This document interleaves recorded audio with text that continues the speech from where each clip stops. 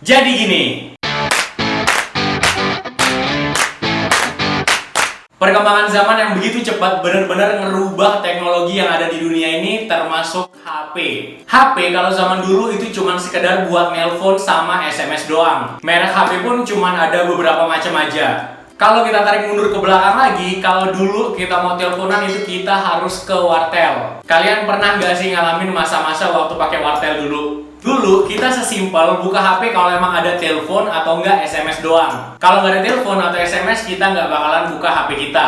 Zaman sekarang HP udah berubah jadi smartphone yang dimana multifungsi banget dan banyak banget fitur-fitur dan aplikasinya di sana. Yang dulunya cuma bisa dengar suara sama teks doang, sekarang malahan bisa video call. Smartphone sekarang bener-bener berguna banget buat kita, bahkan saking bergunanya kalau misalkan smartphone kita ketinggalan atau hilang, itu kita bener-bener nyarinya itu setengah mati. Udah kayak setengah nyawa kita ada di smartphone itu. Smartphone zaman sekarang itu banyak banget mereknya, ada kelas yang bawah, ada yang menengah, ada yang atas. Spek dari tiap smartphone juga beda-beda ngikutin dari harga smartphone-nya itu. Karena adanya smartphone ini, itu ngebuat kita jadi kecanduan. Aku pribadi untuk screen time smartphone itu antara 7-8 jam setiap harinya. Kalau kalian berapa jam tuh? Smartphone makin ngebuat orang kecanduan karena adanya sosial media. Dan sosial media itu nggak cuma satu, tapi banyak banget. Ada Facebook, TikTok, Instagram, YouTube, dan masih banyak lagi.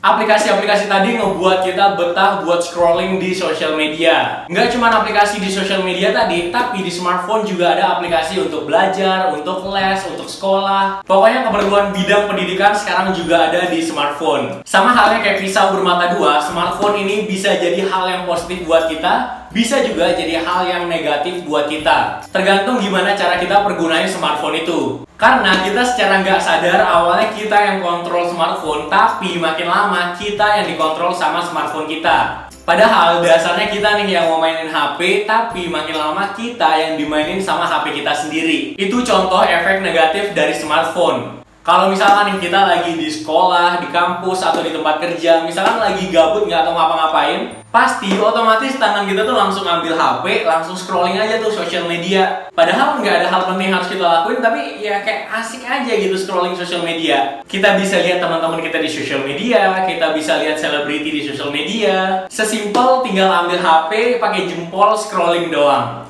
Karena banyaknya orang yang ketergantungan sama smartphone ini, aku kepikiran gimana nih kalau aku share pengalaman aku untuk ngurangin kecanduan main HP. Nggak cuma ngurangin, tapi bisa berhenti dari kecanduan HP itu. Di sini aku bakalan share 4 cara supaya kalian bisa berhenti scroll sosial media yang nggak penting setiap harinya. Yang pertama, matiin notifikasi HP kalian. Kenapa sih kita harus matiin notifikasi HP kita? Karena misalkan kita dapat WA atau nggak lihat DM Instagram, waktu kita buka HP kita terus mau bales, itu jempol kayak otomatis kayak pengen buka YouTube pengen buka Instagram pengen buka TikTok Jempol kita tuh kayak otomatis gitu loh terpanggil sama sosial media yang lain. Apalagi nih kalau kalian gabung di grup-grup yang banyak banget, langsung matiin notifikasi grup kalian itu, karena itu bakalan ngebuat kalian penasaran untuk buka HP terus buka aplikasi yang lainnya. Yang awalnya cuma pengen buka grup itu, akhirnya jempol kalian kayak tadi aku bilang otomatis scrolling sosial media yang lain. Yang kedua, atur home screen kalian. Ini kedengarannya simple banget, tapi ini worth it buat dilakuin. Sembunyiin aplikasi-aplikasi yang ngebuat kalian betah main HP. Misalkan YouTube, TikTok, Instagram, Twitter, atau apapun itu, kalian taruh di dalam folder yang butuh effort lebih untuk nyari aplikasi itu. Karena kalau aplikasi itu ada di home screen kita, nanti tangan kita tuh kayak terpancing lagi buat buka aplikasi itu. Kalau aplikasi disembunyiin kan kita butuh effort lebih buat nyari aplikasi itu. Karena aplikasi yang disembunyiin kan secara gak langsung membuat kita males buat cari nih mana aplikasinya ya. Tapi kalau emang ada hal yang penting, it's okay, gak apa-apa. Yang ketiga, airplane mode. Biasanya sih fitur ini dipakai kalau kita lagi ada di pesawat. Tapi fitur ini berfungsi juga kalau misalkan kita butuh fokus untuk belajar atau nggak kerja. Emang sih bisa langsung matiin HP, cuman kalau di airplane mode kan tinggal dipencet doang, bisa nyalain, bisa matiin. Nggak perlu harus matiin total HP kalian. Terus ini perasaan aku aja atau kalian ngerasain juga, kalau ngecas HP waktu pakai airplane mode tuh ngecasnya jadi lebih cepet. Bener nggak? Yang terakhir, sembunyiin HP kalian.